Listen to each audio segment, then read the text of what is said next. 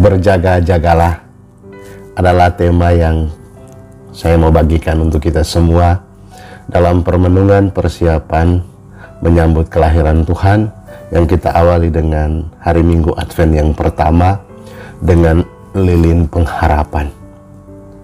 Berjaga-jaga adalah ajakan atau perintah Tuhan sendiri yang kita dengarkan dalam bacaan-bacaan, terutama pada bacaan hari Minggu ini, supaya kita semua diajak untuk senantiasa siap sedia sampai pada kedatangannya. Pengharapan itu kita nantikan dengan kerinduan yang besar, karena kita tahu dengan pasti bahwa kasih setia Tuhan akan datang, Ia akan kembali menjumpai kita. Maka berjaga-jaga adalah suatu ajakan dan perintah supaya kita didapati dalam keadaan siap sedia, didapati dalam keadaan yang sungguh-sungguh menantikan dan merindukannya. Saudara-saudariku yang terkasih, berjaga-jaga yang dikisahkan dalam Injil hari ini yang disampaikan oleh Yesus menegaskan bahwa kita semua diajak untuk menanti dengan penuh kesabaran dan penuh pengharapan.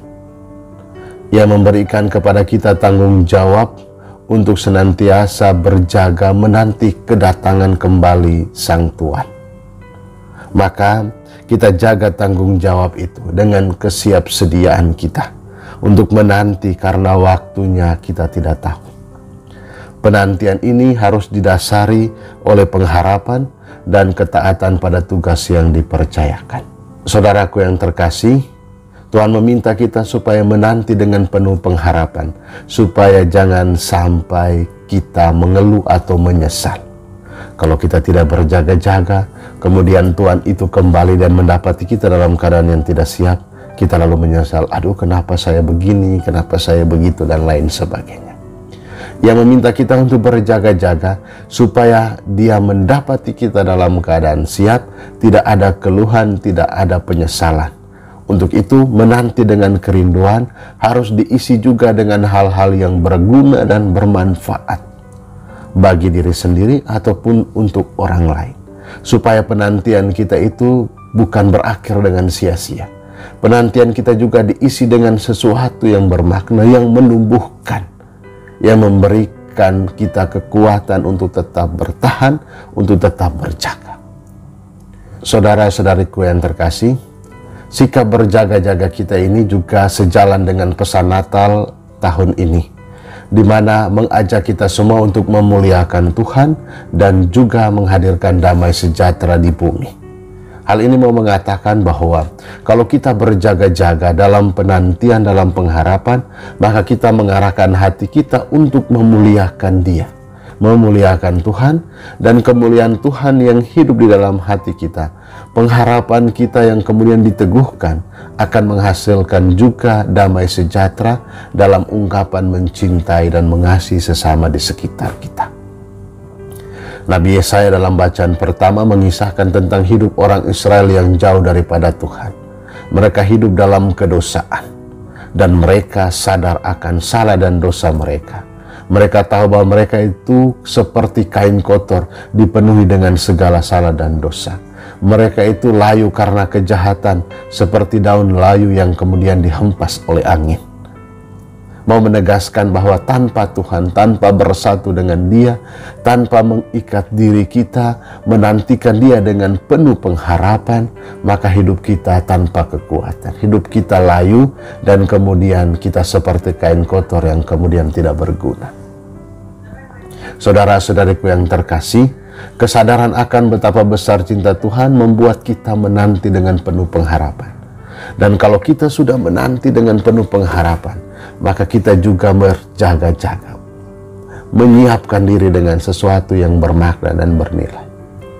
Rasul Paulus dalam suratnya kepada jemaat di Korintus, di mana mereka semua menerima kasih karunia yang hadir di dalam hidup mereka berkat pewartaan dan pelayanan mereka, bukan menyatukan mereka, tetapi kemudian mereka saling berselisih. Karena mereka merasa saya yang paling dikaruniai, saya bisa ini dan bisa itu. Kemudian mereka hidup dalam keterpecahan.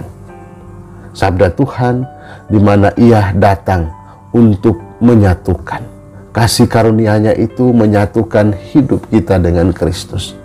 Maka Paulus mengajak untuk menyadari itu semua, bahwa kasih karunia Allah hadir untuk membawa kita dalam kesatuan.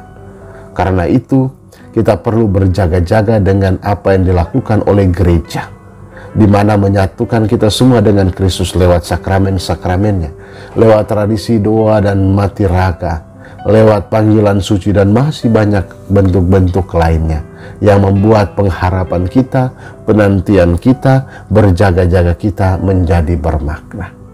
Saudara-saudari yang terkasih, Advent pertama dengan tema pengharapan ini menghantar kita semua untuk tidak sekedar berharap, tetapi mengisi pengharapan kita supaya ada kerinduan yang begitu besar dalam diri. Dalam Instagram saya bertanya kepada teman-teman, apa yang kamu persiapkan dalam masa-masa menyambut Natal ini? Ada yang menjawab, buat pohon Natal, siapkan baju untuk kor. Tapi ada yang menjawab dengan pendalaman iman, tobat, doa, dan lain sebagainya.